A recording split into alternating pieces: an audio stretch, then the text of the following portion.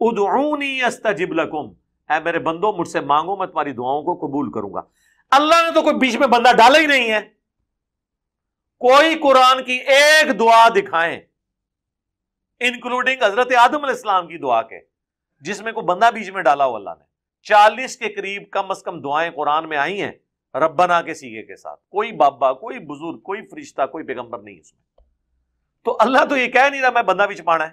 ایک انہوں نے کہا کہ اولیاء کی شفاعت قرآن سے ثابت کر دیں۔ دیکھیں پہلی بات تو یہ کہ ہر چیز کا قرآن سے ثبوت مانگنا یہ وہی کرے گا جس کو دین نہ آتا ہو۔ یہ بالکل اچھی آسان سی بات آپ کو بتا رہا ہوں، کیونکہ وہ جاہل آدمی ہوگا جو کہے گا یہ قرآن سے ثابت کرو، ہر چیز قرآن سے ثابت کر کے بتاؤ، کیونکہ ہر چیز قرآن میں نہیں ہے۔ قرآن میں تو آپ کا ذکر بھی نہیں ہے، میرا ذکر بھی نہیں ہے، کہاں ہے بتاؤ؟ اگر نہیں ہے تو اس کا مطلب میں ہوں ہی نہیں، تو جس کا ذکر نہ ہو وہ قرآن میں نہیں ہوتا۔ قرآن میں ثابت کر کے بتائیں کہ کتا کھانا منع ہے، قرآن میں ثابت کر کے دکھائیں۔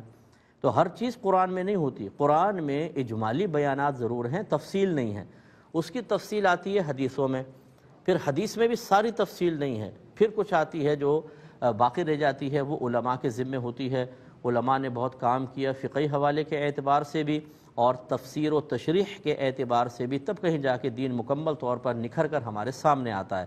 یہ جو لوگ کہتے ہیں کہ جی صرف قرآن و حدیث کے ساتھ رہو اور قرآن و حدیث سے استدلال کرو، جو یہ دعویٰ کرے نا اس کو میرے سامنے لائیں، میں اس سے 4 کویسچن کرتا ہوں کہ پورے قرآن پورے حدیث سے نکال کے بتا دو۔ نہیں نکال سکتے، کیونکہ ہر چیز قرآن و حدیث میں نہیں ہے۔ اور اس کی واضح دلیل یہ ہے کہ حضرت معاذ بن جبل رضی اللہ تعالیٰ عنہ کو جب سرکار نے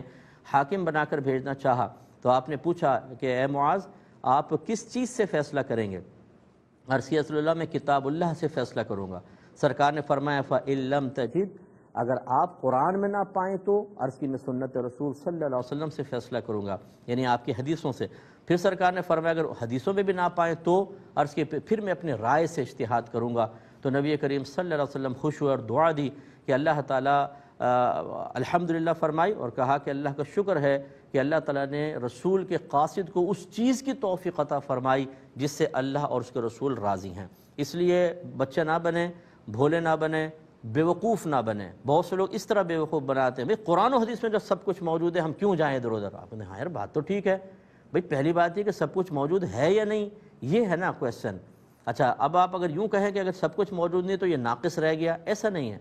قرآن میں اجمالی بیان تھا، حدیث کو شرح کے لیے رکھا، پھر حدیث میں نبی کریم صلی اللہ علیہ وسلم نے بہت سے امور کو اس لیے ذکر نہیں فرمایا کہ حکمت بالغہ اس میں یہ ہے، اللہ تعالیٰ کی حکمت یہی ہے کہ پھر اس امت کے علماء محنت کریں، ان کے درجے بلند ہوں، لوگوں کو آسانیاں ملیں، لوگوں کی نگاہوں میں ان کا وقار قائم ہو، ان کے قریب آئیں اور یہ علماء پھر اللہ اس کے رسول سے ملائیں۔ تو اس لیے یہ جو بھی دعویٰ کرنے والا ہو کہ سب کچھ قرآن میں ہے یا کہے کہ سب کچھ قرآن یا حدیث میں ہے اور ہمیں کسی تیسری چیز کی ضرورت نہیں ہے، وہ شخص بالکل بیوقوف قسم کا ہوگا اور وہ غلط کہتا ہے، اس کو مزاج شرعی پتہ ہی نہیں ہے۔ حضرت عمر فاروق رضی اللہ تعالیٰ عنہ کہا کرتے تھے کہ نبی کریم صلی اللہ علیہ وسلم دنیا سے تشریف لے گئے لیکن معاملہ سود ہم پر واضح نہ ہو سکا۔ وجہ سے یہ تھی کہ نبی کریم صلی اللہ علیہ وسلم جانتے تھے کہ سود قیامت تک مختلف شکلوں میں آتا رہے گا، اس کی صورتیں بنتی رہیں گی، تو وہ سینکڑوں صورتیں ایک ہی وقت میں صحابہ کے سامنے کیسے بیان ہو سکتی تھیں، جبکہ بعض معاملات ابھی تھے ہی نہیں سرکار کے دور میں، وہ بعد میں پیدا ہونے والے تھے۔ تو ایک اجمالی بیان تو سرکار نے کر دیا اور تفصیل کے لیے علماء اب موجود ہیں، وہ اپنے اصول بناتے ہیں، قرآن حدیث سے نتیجہ اخذ کرتے ہیں اور پھر یہ۔ تو اس لیے اولیاء کی شفاعت اگر آپ کہیں جی قرآن سے ثابت کر کے بتائیں، ایسا نہیں ہے، حدیثوں کے اندر موجود ہے۔ قرآن میں نبی کریم اور اللہ تبارک و تعالیٰ کی طرف سے شفاعت کے اذن کے بارے میں ضرور موجود ہے، تفصیل حدیثوں کے اندر موجود ہوتی ہے۔ نے فرمایا کہ ان کے بھائی ہیں، یہ کہتی ہیں کہ وہ کہتے ہیں کہ جی فقط اللہ تبارک و تعالیٰ سے مانگنا چاہیے، اولیاء اعظام سے یا انبیاء علیہ السلام سے طلب امداد جائز نہیں ہے، تو کیا اس کا شرعی حکم ہے؟ یہ شاید اوفیر میرے خیال میں قول آئی تھی۔ تو بہرحال میں اس میں پہلے آپ کو مسلمانوں کا عقیدہ بتاتا ہوں کہ مسلمانوں کا عقیدہ یہ ہے اور ہونا بھی چاہیے کہ اللہ تبارک و تعالیٰ سے ہی طلب امداد افضل ہے، اولا ہے، اور اللہ تعالیٰ ہی اس کا حقدار ہے، لائق ہے کہ اللہ تعالیٰ سے مانگا جائے اور طلب کیا جائے، کیونکہ وہ غیر محتاج ہے، مستقل بالذات ہے، اسی کے دست قدرت میں تمام کائنات کے خزانے ہیں، جس کو چاہے جب چاہے جتنا دے، جس سے چاہے روک دے۔ اس کی مرضی کے بغیر کوئی شخص ایک تنکا بھی کسی کو نہیں دے سکتا، اور اس شخص سے مراد چاہے وہ انبیاء علیہم السلام ہیں، چاہے صحابہ کرام ہیں، چاہے اولیاء عظام ہیں، سب کے سب اللہ تبارک و تعالیٰ کی بارگاہ سے حاصل کرتے ہیں، پھر آگے عطا فرماتے ہیں۔ اسی طریقے سے ہم پورے کائنات کی مخلوق اللہ تعالیٰ سے ہی حاصل کرتی ہے، پھر ایک شخص دوسرے کی کوئی طلب مدد کر سکتا ہے، وہ ایک الگ مسئلہ ہے۔ اللہ کی دیے بغیر، اللہ کی مدد کیے بغیر ایک تنکا بھی نہیں ہل سکتا، یہ عقیدہ اپنے ذہن میں رکھیں۔ لیکن اب یہ ضرور ہے کہ اللہ تبارک و تعالیٰ کسی کا محتاج نہیں، سب اس کو مانتے ہیں۔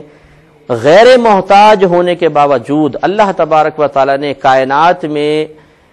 یہ عالم الاسباب کہلاتا ہے، پوری دنیا جو ہے عالم الاسباب، کہ اللہ تعالیٰ نے ایک چیز دوسری چیز کے لیے سبب بنا دی ہے، یعنی گویا کہ اگر وہ عطا فرماتا ہے تو کسی نہ کسی سبب اور ذریعے سے عطا فرماتا ہے۔ آپ کائنات، یہ مشورہ دیتا ہوں کہ آپ اپنے پاس موجود جتنی بھی چیزیں ہیں ان چیزوں پہ غور و تفکر کر لیں کہ کیا وہ براہ راست اللہ تعالیٰ کی طرف سے آسمان سے آپ کے گھر میں گر گئی تھی؟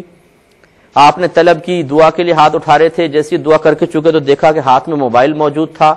آپ نے پیسے طلب کیے تو نوٹوں کی گڈی ہاتھ میں آ گئی ہو؟ ایسا نہیں ہوتا ہے، بلکہ اللہ تبارک و تعالیٰ کسی وسیلے کو قائم کرنے کا ہرگز محتاج نہیں ہے، اس کے باوجود بھی وہ ایک چیز دوسرے تک پہنچانے کے لیے ایک وسیلہ قائم فرما دیتا ہے۔ معلوم یہ ہوا کہ دنیا میں کوئی چیز حاصل کرنی ہو تو اللہ تعالیٰ کی بارگاہ سے وسیلے کے بغیر حاصل نہیں ہوتی ہے، یعنی اللہ کی عادت کریمہ ہے کہ وہ وسیلے سے چیز عطا فرماتا ہے۔ تو لہٰذا اگر کوئی شخص اللہ تبارک و تعالیٰ کی بارگاہ سے کسی چیز کو حاصل کرنے کے لیے انبیاء علیہم السلام یا صحابہ کرام یا اولیاء اعظام کو وسیلہ بناتے ہوئے ان کی بارگاہ میں عرض کرے اور عقیدہ یہ ہو کہ یہ اللہ تعالیٰ کی بارگاہ میں دعا فرمائیں گے اور اللہ تعالیٰ ان کی دعا کی برکت سے مجھے یہ چیز عطا فرما دے گا، تو اس میں شرعاً کوئی حرج نہیں ہے۔ کثیر احادیث، صحیح احادیث کریمہ موجود ہیں کہ صحابہ کرام علیہم الرضوان نبی کریم صلی اللہ علیہ وسلم کی خدمت میں حاضر ہوئے ہیں اور آ کے کبھی پانی کی کمی کی درخواست کی ہے، کبھی بھوک کی درخواست کی ہے۔ حضرت ابو ہریرہ رضی اللہ تعالی عنہ نے حافظے کی کمی کا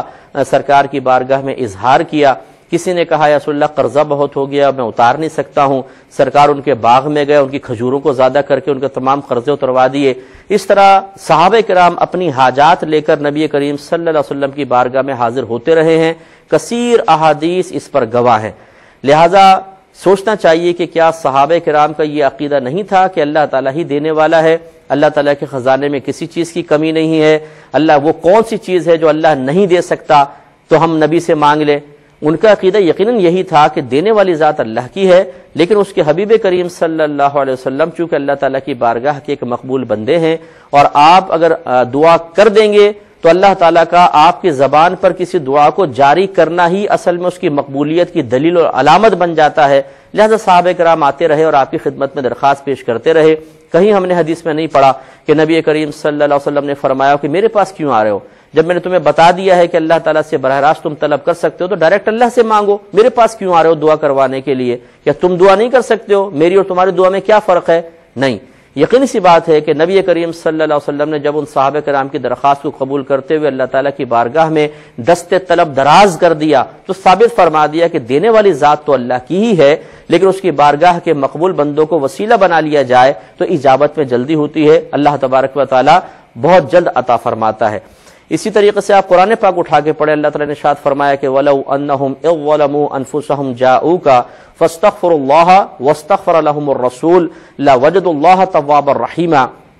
اللہ تعالیٰ ارشاد فرماتا ہے کہ اے لوگو، اگر تم اپنی جانوں پر ظلم کر بیٹھو تو ان نبی کریم صلی اللہ علیہ وسلم کی بارگاہ میں حاضر ہو۔ ویسے تو حاضر کا صیغہ ہے جاؤ کا، اے حبیبی آپ کی بارگاہ میں حاضر ہوں، پھر اللہ تعالیٰ کی بارگاہ میں استغفار کریں اور یہ رسول بھی ان کے لیے دعائے مغفرت کریں تو یہ ضرور اللہ تبارک و تعالیٰ کو بہت بخشنے والا مہربان پائیں گے۔ کویسچن پیدا ہوتا ہے کہ جب اللہ تعالیٰ براہ راست سب کچھ دینے پہ قدرت رکھتا ہے تو آخر اللہ تعالیٰ نے پھر صحابہ کرام کو یا جو شخص بھی اپنی جان پر ظلم کرے اسے بارگاہ رسالت میں آ کر استغفار کرنے کا حکم کیوں دیا؟ اس کا مطلب یہ ہوا کہ مشیت الہی بھی یہی ہے کہ استغفار اللہ سے ہی ہوگا، کوئی نبی کریم کی بارگاہ میں تو نہیں کر رہے تھے، لیکن نبی کریم کی بارگاہ میں آ کر جب وہ استغفار کریں گے اور نبی کریم صلی اللہ علیہ وسلم کی طلب مغفرت بھی ان کو سہارا دینے کا ایک سہارا دے گی اور وسیلہ و ذریعہ بن جائے گی تو اللہ تعالیٰ کی طرف سے ضرور رحمت نازل ہوں گی اور وہ بخشے جائیں گے۔